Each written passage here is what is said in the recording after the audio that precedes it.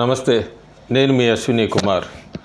ఈరోజు వెస్టర్న్ రాష్ట్రం, మరాఠా కున్బీ కమ్యూనిటీ ఎక్కువ ఉన్న రాష్ట్రము. దాదాపు 2019 ఎన్నికల తర్వాత, లోక్సభ అసెంబ్లీ ఎన్నికల తర్వాత రాజకీయాలు అన్నీ తారుమారైన రాష్ట్రము. మహారాష్ట్ర రాష్ట్రం గురించి లోక్సభ ఎన్నికలు ఇప్పటికిప్పుడు జరిగితే ఏ పార్టీ ఎన్ని సీట్లు గెలుచుకోవచ్చు అనేది నాకు అందిన సర్వే రిపోర్టు వీక్షకులకు షేర్ చేస్తాను. అయితే 2019లో శివసేన, బీజేపీ అట్లా ఎన్డీఏ అలయన్స్కి వెళ్ళినాయి. లోక్సభ ఎన్నికలకి అట్లాగే వెళ్ళినాయి. తర్వాత జరిగిన అసెంబ్లీ ఎన్నికలకు కూడా అట్లాగే ఎన్నికలకు వెళ్ళినాయి. ఎన్నికలకు వెళ్ళాక బీజేపీ, శివసేన అధికారంలోకి వచ్చారు.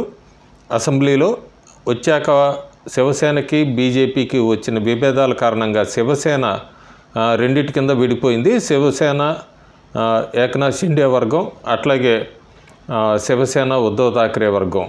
కాకపోతే ఈ విభేదాలు వచ్చి విడిపోయే ముందు బీజేపీని వదిలేసి శివసేన ఎన్సీపీ కాంగ్రెస్తో కలిసి అధికారంలో అసెంబ్లీలో పవర్ షేర్ చేసుకున్నారు. తర్వాత జరిగిన పరిణామాల్లో శివసేనే విడిపోయి ఏకనాథ్ షిండే వర్గం 40 మంది ఎమ్మెల్యేలతో బీజేపీకి మద్దతు తెలిపి బీజేపీ, శివసేన ప్రస్తుతం మహారాష్ట్ర అసెంబ్లీలో పవర్ షేరింగ్లో ఉన్నారు. ప్రస్తుతానికి మహారాష్ట్ర ముఖ్యమంత్రిగా ఏకనాథ్ షిండే ఉన్నారు. తర్వాత కోర్టు కేసులు ఇవన్నీ జరిగాక ఏకనాథ్ షిండే వర్గమే నిజమైన శివసేన అంటూ కూడా కోర్టు తీర్పిచ్చింది.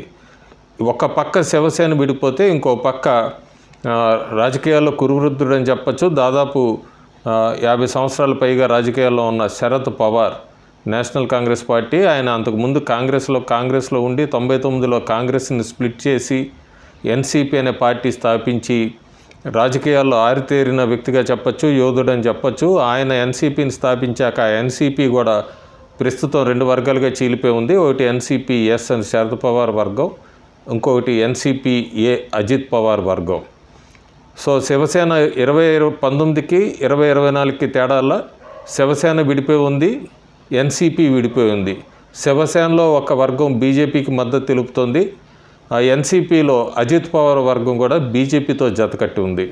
సో ఇప్పుడు ఇవన్నీ కూడా రాజకీయ పరిణామాలు. రేపు పొద్దున్న లోక్సభ ఎన్నికల్లో ఈ కూటమి ఎవరికి ఎక్కువ స్థానాలు లభించవచ్చు, ఎట్లా ఉంది అనేది ఒక సర్వే రిపోర్టు నాకు అందిస్తున్న సోర్స్ ద్వారా ప్రతి ఐటెంలో ఒక్కొక్క రాష్ట్రాన్ని పెట్టుకుంటూ వచ్చాను. కానీ ఇప్పుడు ప్రస్తుతం మహారాష్ట్ర మాత్రం ప్రిడిక్షన్ చాలా కష్టంగా ఉన్న రాష్ట్రం అని చెప్పచ్చు.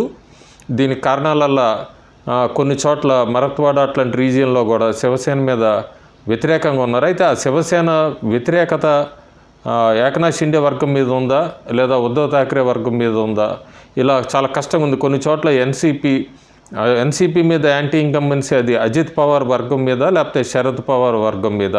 ఈ క్యాలిక్యులేషన్స్ అన్నీ కూడా కష్టంగా, సర్వేకి ప్రిడిక్షన్స్కి చాలా కష్టమైన రాష్ట్రంగా ఉంది ఈసారి ఇండియాలో మహారాష్ట్ర. దాదాపు కాంగ్రెస్ పార్టీ అట్లాగే బీజేపీ పార్టీ కూడా చాలా కీన్గా చూస్తుంది మహారాష్ట్ర వైపు ఎలా జరుగుతాయని. ఈ మధ్యలోనే మరాఠా కమ్యూనిటీకి సంబంధించి కూడా పెద్ద యాజిటేషన్ ఒకటి మొదలైంది. బ్యాక్వర్డ్ క్లాస్, ఎకనామికల్గా వాళ్ళందరికీ కూడా రిజర్వేషన్ కోటాలది అనేది ఒక పెద్ద యాజిటేషన్ ఉద్యమం కూడా నడుస్తోంది. ఆ ఉద్యమానికి జనవరి 26వ తారీఖు ఉద్యమకారులు డెడ్లైన్ పెట్టుకున్నారు. ఈ లోపలే మహారాష్ట్ర ముఖ్యమంత్రి షిండే దాని మీద ఒక కమిటీ కూడా వేశారు. ఇవన్నీ రాబోయే రోజుల్లో ఎట్లా టర్న్ తీసుకుంటే లోక్సభ ఎన్నికలకు అనేది పక్కన పెడితే జనవరి 7వ తారీఖు దాకా జరిగిన సర్వే ప్రిడిక్షన్స్ రిపోర్టు లోక్సభ ఎన్నికలకు సంబంధించి మహారాష్ట్రలో ఎవరు గెలవచ్చు అనేది. అయితే ఇక్కడ ఎన్డీఏ అలయన్స్ అనేది క్లియర్గా BJP plus Eknath Shinde Shiv Sena plus Ajit Pawar NCP versus India alliance Congress, NCP Sharad Pawar versus Shiv Sena Uddhav Thackeray. ఈ చూసుకుంటే మనం సీట్ షేర్ ప్రొజెక్షన్కి ముందు ఓట్ షేర్ ఎట్లా ఉండబోతోంది 2024లో. బీజేపీకి 31% ఉండబోతోంది, 3% 2019 కన్నా కూడా ఎక్కువ ఉండబోతోంది. శివసేన షిండే వర్గానికి 7% ఓట్ షేర్ రాబోతోంది. ఎన్సీపీ అజిత్ పవార్కి పార్టీకి 9% ఓట్ షేర్ ప్రస్తుతం ఇప్పుడు ఎన్నికలు జరిగితే రాబోతోంది. సో ఎన్డీఏ టోటల్గా చూసుకుంటే 48%, 48% ఓట్ షేర్ ప్రొజెక్షను జనవరి 7వ తారీఖు ప్రకారం. ఇంకా ఇండియా అలయన్స్లో ఎవరు అట్లా ఉన్నారు? కాంగ్రెస్ 19% ఓట్ షేరు, 2019 కన్నా కూడా 3% ఓట్ షేర్ పెరిగింది. శివసేన ఉద్ధవ్ ఠాక్రే వర్గానికి సంబంధించి ఆ పార్టీకి 10% ఓట్ షేర్ రాబోతోంది. ఎన్సీపీ శరద్ పవార్ వర్గానికి సంబంధించి 7% ఓట్ షేర్ ఉండబోతోంది. అలాగే బీవీఏ వాటి పార్టీకి 4% ఓట్ షేర్ ఉండబోతోంది. దీనికి కిందటిసారితో పోలిస్తే 3% తగ్గుతోంది. Others communist, Bahujan Samaj party ఇట్లా అదర్స్ తీసుకుంటే మనం 3% ఓట్ షేర్ రాబోతోంది. ఇండి ఎలియన్స్కి కూడా 43% ఓట్ షేర్ రాబోతుంది మహారాష్ట్ర. ఇంకా అదర్స్ 9% ఓట్ షేర్. ఇవంతా కూడా సీట్ ఫోర్కాస్ట్ కింద మారే ముందు నేను ఇందాక చెప్పినట్టు మహారాష్ట్ర రాష్ట్రం చాలా కష్టంగా ఉంది సర్వే ప్రిడిక్షన్కి. ఎటువైపైనా వెళ్ళొచ్చు. ఇది మాత్రం జనవరి 7 దాకా జరిగిన సర్వే అనాలిసిసే. దీని ప్రకారం మనకి శివసేన వర్గం ఉద్ధవ్ ఠాక్రేకి, కాంగ్రెస్కి, ఇండి ఎలియన్స్కి శివసేన ఓట్ బ్యాంక్ షఫల్ అవుతుందా, శివసేన ఏకనాథ్ షిండే వర్గానికి శివసేన ఓట్ బ్యాంక్ షఫల్ అవుతుందా అనేది చెప్పడం కష్టం. కానీ కొన్ని చోట్ల ఈ ఎలియన్స్కి శివసేన, ఉద్ధవ్ ఠాక్రే వర్గం కాంగ్రెస్ వైపుకి ఓట్ షఫల్ అయ్యేట్టు కనబడుతోంది. కొన్ని చోట్ల అట్లాగే షిండే వర్గం కూడా బీజేపీ వైపు ఓట్ బ్యాంక్ షఫల్ అయ్యేట్టు కనబడుతుంది. కానీ కొన్ని చోట్ల మాత్రం ఈ షఫల్ అనేది కనబట్టలేదు. సో ఆ ప్రిడిక్షను అంత యాక్యురేట్గా అనేది మనం ఇప్పుడు ప్రస్తుతం చెప్పడం కష్టము. కానీ ఇందాక చెప్పినట్టుగా ఓట్ షేర్ దీని ప్రకారం చూసుకుంటే ఇప్పటికిప్పుడు ఎన్నికలు జరిగితే మహారాష్ట్రలో మొత్తం 48 స్థానాలు ఉన్నాయి. ఆ 48 స్థానాల్లో ఏ పార్టీ ఎన్ని గెలుచుకోవచ్చు అని చూస్తే బీజేపీ దగ్గరగా 22 స్థానాలు గెలుస్తుంది. 2019తో పోలిస్తే 1 స్థానం తగ్గుతోంది. ఇంకా శివసేన అంటే ఇక్కడ మళ్ళీ షిండే వర్గమే 5 స్థానాలు గెలవబోతోంది. ఎన్సీపీ అజిత్ పవార్ వర్గం 7 స్థానాలు గెలవబోతోంది. మొత్తం మీద 48లో ఎన్డీఏ 34 స్థానాలు గెలవబోతోంది. ఇంకా కాంగ్రెస్ పార్టీ 3 స్థానాలు గెలవబోతోంది. 2019 కన్నా కూడా 2 స్థానాలు పెరుగుతున్నాయి.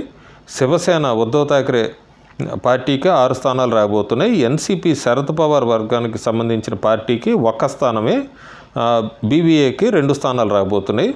అట్లాగే అదర్స్ 1 స్థానం అంటే ఇండి ఎలియన్స్కి 13 స్థానాలు రాబోతున్నాయి. ఇంకా అదర్స్కు 1 స్థానం వస్తుంది. ఇంకా ఎలియన్స్ డిస్ట్రిబ్యూషన్ ఎలా ఉండొచ్చు? ఎన్డీఏ 28 స్థానాల్లో బీజేపీ పోటీ చేయొచ్చు, 10 స్థానాల్లో శివసేన, 10 స్థానాల్లో ఎన్సీపీ అజిత్ పవార్ వర్గం.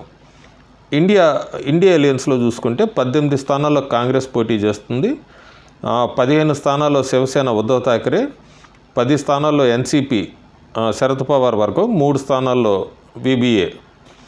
సో ఇవి చూసుకుంటే దీని ప్రకారం 48 స్థానాల్లో 34 స్థానాలు మాత్రం ఎన్డీఏ గెలవబోతోంది. బీజేపీ మాత్రం 2019తో పోలిస్తే 1 స్థానం తగ్గుతుంది. బీజేపీకి ఇక్కడ ఉన్న అడ్వాంటేజ్ ఏంటంటే బీజేపీ ఒక్క పార్టీయే మొత్తం మహారాష్ట్రలో స్ప్రెడ్ అయి ఉంది. మహారాష్ట్ర మొత్తం పాన్ మహారాష్ట్ర పార్టీ అని చెప్పచ్చు. ఇంకా బీజేపీ తప్ప ఏ పార్టీ కూడా మహారాష్ట్ర మొత్తం కూడా స్ప్రెడ్ అయ్యలేదు. బీజేపీ ఒక్కటే మహారాష్ట్రలో ప్రతి రీజియన్లో స్ప్రెడ్ అయిన ఏకైక పార్టీ. మిగతావన్నీ కూడా స్ప్లిట్ అయిపోయి ఉన్నాయి. సో ఈ బీజేపీ నుంచి కూడా ఓట్ బేస్ ఈజీగా ట్రాన్స్ఫర్ అయ్యేట్టు కనబడుతుంది చాలా చోట్ల శివసేనకి, ఎన్సీపీకి.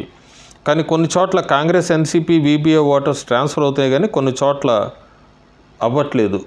సో ఈ ప్రిడిక్షను కష్టమైన స్టేట్ ఇందాక చెప్పినట్టుగా కాబట్టి ఇది మళ్ళీ ఒకసారి మార్చిలో రిపీట్ అవుతుంది మహారాష్ట్రది. జనవరి 7 ప్రకారం మాత్రం చూసుకుంటే ఎన్డీఏ మళ్ళీ మహారాష్ట్రలో అంటే బీజేపీ పార్టీ అయితే ఆల్మోస్ట్ 2019 రిప్లికా అవ్వబోతోంది. మిగతావి స్ప్లిట్టే ఉన్నాయి కాబట్టి ఎన్డీఏ ఎలియన్స్ అంతకుముందు కొత్త శివసేనతోనే ఉంది, ఈసారి ఎన్సీపీతో కూడా ఉంది. ఇవన్నీ కలుపుకుంటే దాదాపు 34 స్థానాల్లో ఎన్డీఏ మహారాష్ట్రలో గెలవబోతోంది. సో నెక్స్ట్ ఐటమ్ ఉత్తరప్రదేశ్ మీద, తర్వాత జమ్మూ కాశ్మీర్ మీద ఉంటుంది. ఈరోజు మహారాష్ట్ర నాకు అందిన సర్వే ప్రిడిక్షన్స్ ప్రకారం ఇండి ఎలియన్స్ 13 గెలుచుకుంటాయి, ఎన్డీఏ 34 గెలుచుకోబోతున్నాయి. ఇంకొకటి 1 స్థానం వేరే పార్టీ గెలుచుకోబోతోంది. Thank you.